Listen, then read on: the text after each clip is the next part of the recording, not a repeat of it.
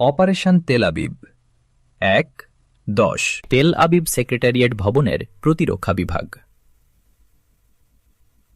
বিরাট sitting room, কালো কার্পেটে মোড়া মেঝে, সোফা দিয়ে সুন্দর করে সাজানো ঘর। মাঝখানের সোফাটিতে বসে আছেন প্রধানমন্ত্রী স্যামুয়েল শার্লট। তার ডান পাশের সোফাটিতে রয়েছেন ডেভিড বেঞ্জামিন এবং বাম পাশে আছেন এসকোল। তারপর একে একে বসেছেন নিরাপত্তা ও কাউন্টার ইন্টেলিজেন্স কার্যক্রমের জন্য দায়িত্বশীল সিনবেতের প্রধান জেনারেল শামিল এরফান, বিদেশে গোয়েন্দা কার্য পরিচালনাকারী প্রতিষ্ঠান মোসাদের প্রধান major general Louis Cohen, military intelligence বিভাগ শরুত মদিনের প্রধান জেনারেল মর্দেশাই হড, রাজনৈতিক তথ্যাদি সংগ্রহকারী গোয়েন্দা সংস্থা রিসুতের প্রধান ইসাক রিজোক। ডেভিড বেঞ্জামিনের ডান পাশে বসেছেন প্রতিরক্ষামন্ত্রী মোশে হায়ান এবং ইসরায়েল সশস্ত্র বাহিনীর সর্বাধিনায়ক জেনারেল ইসরায়েল তাল। এছাড়া উপস্থিত আছেন ইসরায়েল পার্লামেন্টের ৩ জন প্রতিনিধি সদস্য। ইসরায়েলের সুপ্রিম সিকিউরিটি কাউন্সিলের এ বৈঠকে সভাপতিত্ব করছেন প্রধানমন্ত্রী স্যামুয়েল শার্লট। তিনি ধীরে ধীরে বললেন, ইসরায়েলের সুসন্তান উপস্থিত ভদ্রমহোদয়গণ, বিগত কিছুদিনের ঘটনা প্রবাহ আমাদের জন্য বিশেষ উদ্বেগের কারণ হয়ে দাঁড়িয়েছে। বিশেষ করে তেল আবিবের নিরাপত্তা প্রধান মিংঠার চেচিনের মৃত্যু, ওসেয়ান কিং জাহাজের ভয়াবহ দুর্ঘটনা এবং জেরুজালেম ও ইলাতের ক্ষেপণাস্ত্র ঘাঁটির সর্বাত্মক ক্ষতি সাধন শুধু সামরিক দিক দিয়ে উদ্বেগের নয়, রাজনৈতিক স্থিতিশীলতার ভিত্তিকেও দুর্বল করে দিয়েছে। দেশের ভিতরে এবং বাইরে আমরা তীব্র সমালোচনার সম্মুখীন হয়েছি। ইসরায়েলের সুনাম ক্ষুণ্ণ হয়েছে অনেকখানি। এখানেই শেষ নয়, এক দুর্যোগের কালো মেঘ আমাদের পিতৃভূমিকে গ্রাস করতে আসছে। আমাদের প্রতিরক্ষামন্ত্রী এ সম্পর্কে বিস্তারিত আলোকপাত করবেন। মোশে হায়ান নড়ে চড়ে বসলেন, ফাইলটি নেড়েচেড়ে সামনে ধরলেন। তার গম্ভীর কণ্ঠে ধ্বনিত হল, ভদ্র মহোদয়গণ, আমাদের তথ্য সরবরাহকারী এজেন্সিসমূহ যে সব তথ্য সরবরাহ করছেন যা আমার সামনে উপস্থিত আছে, তার আলোকে বলতে হচ্ছে সম্প্রতি পরিস্থিতির বিরাট পরিবর্তন হয়েছে।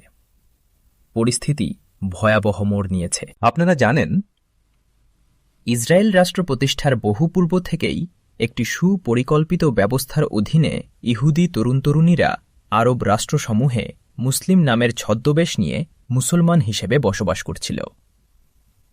আরব রাষ্ট্রসমূহের সামরিক ও বেসামরিক তথ্য সরবরাহের তারাই ছিল প্রধান উৎস। নিজেদের জীবন বিপন্ন করেও তারা দায়িত্ব পালন থেকে পিছপা হয়নি। কামাল আমিন তাবিজ নামের ছদ্মবেশে এলিস কোহেন সিরীয় সেনাবাহিনীর যে তথ্যাদি সরবরাহ করেছিল, আপনারা তা জানেন। স্বীকার করতে হয়, তারই দেওয়া তথ্যের উপর নির্ভর করেই আমাদের সেনাবাহিনী ১৯৬৭ সালে গোলান হাইট দখল করতে পেরেছিল। এলিস কোহেনের মতো হাজার হাজার ইসরায়েল সন্তান পিতৃভূমির জন্য তথ্যাদি সরবরাহ করতে গিয়ে প্রাণ দিয়েছে। কিন্তু গভীর দুঃখ ও বেদনাসহ আমি আপনাদের জানাচ্ছি, মিশর থেকে জর্দান ও সিরিয়ার মধ্য দিয়ে লেবানন পর্যন্ত আমাদের যে স্পাইরিং ছিল, তা আজ ধ্বংস হয়ে গেছে। এই স্পাইরিংয়ে কার্যরত ৩,০০০ ইহুদি যুবক, ৩,৫২৬ জন ইহুদি নারী নিখোঁজ হয়েছে। এদের অনেকের লাশ পরে পাওয়া গেছে, কিন্তু অধিকাংশের লাশও পাওয়া যায়নি। এছাড়া মোসাদ এবং শেরুত মদিনের ৫১ জন সুদক্ষ গোয়েন্দা কর্মী গত ২ বছরে প্রাণ দিয়েছে সীমান্তের ওপারে। সীমান্তের ওপারের এলাকা আমাদের জন্য অন্ধকার হয়ে গেছে। এ অবস্থায় আমরা WRF অর্থাৎ ওয়ার্ল্ড রেড ফোর্সেসের সহযোগিতায় ফিলিস্তিন সংযুক্ত জনফ্রন্ট ও গণতন্ত্রী জনফ্রন্টের বন্ধুত্ব অর্জন করতে পেরেছিলাম। তাদের সহযোগিতায় নতুন স্পাইরিং প্রতিষ্ঠার উদ্যোগ নিয়েছিলাম, কিন্তু সে প্রচেষ্টাও আমাদের ব্যর্থ হয়েছে। সংযুক্ত জনফ্রন্টের চেয়ারম্যান জর্জ বাহাস ছাড়া ফ্রন্টের সব নেতৃবৃন্দই ধরা পড়েছেন এবং তাদের ৫,০০০ মুজাহিদ বন্দী হয়েছে। আমরা সংবাদ পেয়েছি নেতৃবৃন্দের ২ জন ছাড়া সকলেরই মৃত্যুদণ্ড হয়েছে এবং বন্দী মুজাহিদরা ক্ষমা লাভ করে সবাই সাইমুমে যোগ দিয়েছে। আমরা জনফ্রন্ট সূত্রে জানতে পেরেছিলাম সাইমুমের অসংখ্য কর্মী ইসরায়েলের অভ্যন্তরে ব্যাপকভাবে ছড়িয়ে আছে। সাইমুমের কিছু আস্তানার সন্ধান আমরা পেয়েছিলাম, কিন্তু কোনো ফল হয়নি। অদৃশ্য কোনো সংকেতে ওরা যেন হাওয়া হয়ে গেছে। এই পর্যন্ত বলে মোশে হায়ান চুপ করলেন। রুমাল দিয়ে কপালের ঘামটুকু মুছে নিলেন তিনি।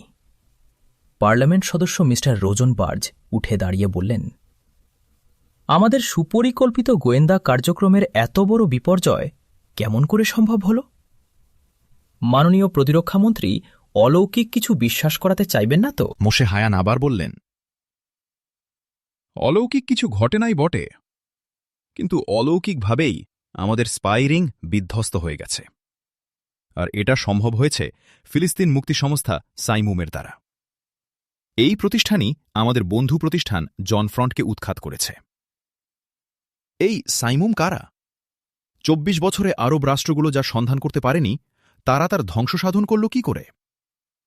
অপর একজন পার্লামেন্ট সদস্য মিনিস্টার সিম্মান উত্তেজিতভাবে প্রশ্নটি করলেন। মোশে হায়ান বললেন, ইসরায়েল থেকে বিতাড়িত মুসলিম মহাজিরদের নিয়ে এই সাইমুম গঠিত। চীনের সিংকিয়াং থেকে বিতাড়িত আহমদ মুসা এই সংগঠনের প্রধান। ইখওয়ানুল মুসলিমুনের কর্মীরা এই সংগঠনের বিভিন্ন দায়িত্বে রয়েছে। ইখওয়ানুল মুসলিমুনের স্বেচ্ছাসেবকেরাই এ সংগঠনের মূল শক্তি। ১৯৩৮ সালে যুদ্ধের অগ্রবর্তী ঘাঁটিগুলোতে মিশরীয় বাহিনীর পাশে অত্যন্ত সক্রিয় যে শত্রুভয়হীন স্বেচ্ছাসেবকদের আমরা দেখেছিলাম, এরা তাদেরই উত্তরসূরি। মোশে হায়ান থামলে জেনারেল শামিল এরফান বললেন, ওরা অত্যন্ত বিপজ্জনক। মনে পড়ছে আমার সেই যুদ্ধের কথা। আমি তখন ইস্টার্ন কমান্ডের দায়িত্বে ছিলাম। খবর এলো জেরুজালেমের পার্শ্ববর্তী সুরবাহিরে ঘাঁটি করে একদল মুসলিম সৈন্য সামনে এগোবার চেষ্টা করছে। ধূর্ত ও কুশলী সেনানায়ক লেফটেন্যান্ট কর্নেল এরিক স্যারনকে আমি এক ব্রিগেড সৈন্য দিয়ে সেখানে পাঠালাম। স্যারন কিন্তু সুরবাহির আক্রমণ না করে ৫০ মাইল দক্ষিণে মিশরীয় বাহিনীর ডিভিশন পোস্ট বীর সুবীরের দিকে চলে গেল। পরে আমি তাকে কারণ জিজ্ঞাসা করলে উত্তর দিয়েছিল, আমি সুরবাহির আক্রমণ করিনি, কারণ সেখানে ইখওয়ানুল মুসলিমুনের এক বিরাট স্বেচ্ছাসেবক বাহিনী মোতায়েন ছিল। ইখওয়ানুল মুসলিমুনের স্বেচ্ছাসেবকেরা নিয়মিত সৈন্যবাহিনী থেকে সম্পূর্ণ আলাদা ধরনের। সাধারণ সৈন্যের মতো এরা যুদ্ধকে আদেশসাপেক্ষ নিছক এক দায়িত্ব মনে করে না, বরং এ যুদ্ধ এদের কাছে এক ধর্মীয় আবেগের ফল। হৃদয়ের একাগ্রতা তারা এ যুদ্ধে নিয়োজিত করে। এ দিক দিয়ে তারা ইসরায়েলের জন্য সংগ্রামরত আমাদের সৈন্যবাহিনীর সঙ্গে তুলনীয়। কিন্তু পার্থক্য এই যে আমরা আমাদের আবাসভূমি জাতীয় রাষ্ট্র প্রতিষ্ঠার জন্য সংগ্রাম করছি, আর ওদের কামনা হল মৃত্যু। শুধু মৃত্যু ভয়হীন নয়, মৃত্যু কামনাকারী এসব মানুষকে আক্রমণ করা, হিংস্র বন্যজন্তুর মিছিলে হামলা চালানো শামিল। আমি এই ঝুঁকি এড়াতে চেয়েছিলাম। তাদের ধর্মীয় আবেগ উদ্দীপ্ত হওয়ার সুযোগ দেওয়াকে আমরা উচিত মনে করিনি। তাদের সে আবেগ অন্যদের মধ্যেও সংক্রমিত হতে পারত, যার ফলে ১৬ আনা লাভ হতো তাদেরই, আর সর্বনাশ হতো আমাদের। জেনারেল একটু থামলেন, তারপর আবার শুরু করলেন, আমি আমার এ উদাহরণের দ্বারা কিন্তু সাইমুমের বিরুদ্ধে কোনো পদক্ষেপ গ্রহণকে নিরুৎসাহ করতে চাইনি, বরং তারা যে কত বিপজ্জনক তাই বোঝাতে চেয়েছি। সম্মিলিত আরব কমান্ড আণবিক বোমা দিয়েও আমাদের যা না করতে পারবে, এদের ধর্মীয় আবেগ আমাদের সর্বনাশ করতে পারবে তার চেয়েও বেশি। আরব রাষ্ট্রগুলোর সরকারসমূহের এবং সেনাবাহিনীর উপর সাইমুমের প্রভাব আমাদের জন্য সবচেয়ে উদ্বেগের ব্যাপার। ওরা যদি ওদের ধর্মীয় আবেগ সকলের মধ্যে সংক্রামিত করতে পারে, তাহলে যে পরিস্থিতি সৃষ্টি হবে তা আমরা কেউ কল্পনাও করতে পারি না। জেনারেল শামিল এরফান তার কথা শেষ করলেন। জেনারেল মোরদেশাই হট বললেন, আরব সরকারসমূহ এবং তাদের সেনাবাহিনীর উপর সাইমুমের প্রভাবের সুস্পষ্ট প্রমাণ আমরা পেয়েছি। গত ৩ মাসে লেবানন, সিরিয়া, জর্দান ও মিশর তাদের সেনাবাহিনীর মোট ৩০০ জন উচ্চপদস্থ অফিসারকে বরখাস্ত ও অন্তরীণাবদ্ধ করেছে। এছাড়া প্রায় ১৫০০ নন কমিশনড অফিসার ও সাধারণ সৈন্যকে বরখাস্ত করা হয়েছে। এবং তাদের বিরুদ্ধে অভিযোগ আনা হয়েছে। এই সময় সমস্ত উচ্চপদস্থ ও নন কমিশনড অফিসারদের 90 জনের সঙ্গে আমাদের ছদ্মবেশী গোয়েন্দাদের সম্পর্ক ছিল। সুতরাং বোঝা যাচ্ছে এটা কত নিখুঁত অনুসন্ধানের ফল। আমরা জানতে পেরেছি সাইমুমের দেওয়া তালিকা মোতাবেকই সেনাবাহিনীর ওই সব অফিসারদের বিরুদ্ধে ব্যবস্থা গ্রহণ করা হয়েছে। আমরা আরও জানতে পেরেছি মদ্যপান, নাইট ক্লাবে গমন প্রভৃতিকে আরব সেনাবাহিনীর জওয়ান ও অফিসারদের জন্য অমার্জনীয় অপরাধ বলে গণ্য করা হচ্ছে। বোঝা যাচ্ছে আরব সেনাবাহিনীকে নতুন নৈতিক ভিত্তির উপর গড়ে তোলা হচ্ছে। ধর্মান্ধ সাইমুমের প্রভাবেরই যে ফল এটা, তা সহজেই অনুমেয়। আপনারা জানেন, নারী, নাইট ক্লাব আর মদ গোয়েন্দা কাজের প্রধান হাতিয়ার। সাইমুমকে এ তিনটির কোনো একটির আওতায় আনা যায় না বলেই আমাদের গোয়েন্দা কার্যক্রম দুর্ভেদ্য বাধার সম্মুখীন হয়েছে। আমরা অনুভব করছি আরবরা এতদিনে তাদের ব্যর্থতার প্রকৃত কারণ অনুধাবন করেছে। তারা সংশোধিত হচ্ছে ও পুনর্গঠিত হচ্ছে, আর এ পুনর্গঠন ও সংশোধনের কাজে প্রধান ভূমিকা পালন করছে সাইমুম। General hot থামলেন। সবাই মুখ নিচু করে চুপ বসে আছে। অখণ্ড নীরবতা। দেয়ালের ঘড়িটি টিকটিক করে সময় নির্দেশ করে চলেছে। ধীরে মাথা তুললেন স্যামুয়েল শার্লক। বললেন, "It is now all clear. Another war is coming near." কিন্তু পথ কি বলুন? আবার নীরবতা। নীরবতা ভঙ্গ করে পার্লামেন্ট প্রতিনিধি মিস্টার সিম্পসন বললেন, "আমরা 1967 সালের পুনরাবৃত্তি করব।" মিস্টার সিম্পসনের কক্ষায় ইসরায়েল সশস্ত্র বাহিনীর অধিনায়ক জেনারেল ইসরায়েল তালের ঠোঁটে মৃদু হাসির রেখা খেলে গেল, কিন্তু কিছু বললেন না। জাতীয় নিরাপত্তা কাউন্সিলের প্রধান ডেভিড বেঞ্জামিন এতক্ষণ চুপ করে বসেছিলেন। এবার তিনি ধীর কণ্ঠে বললেন, 1967 সালে আমাদের সেনাবাহিনীর সামনে ছিল সিনাই এবং জর্দান উপত্যকার অনুকূল যুদ্ধ পরিবেশ। দ্বিতীয়ত, আমাদের অত্যন্ত প্রয়োজনীয় স্পাই রিং বিধ্বস্ত। এবং তৃতীয়ত, আরব সেনাবাহিনীর নৈতিক উন্নতি ও তাদের সচেতনতা। সুতরাং 1967 সালকে আবার ফিরিয়ে আনতে পারব না। তিনি একটু থামলেন। ধীরে ধীরে আবার শুরু করলেন, আমাদের সামনে আজ 3টি পথ খোলা আছে। এর যে কোনো একটি আমাদের অনুসরণ করতে হবে।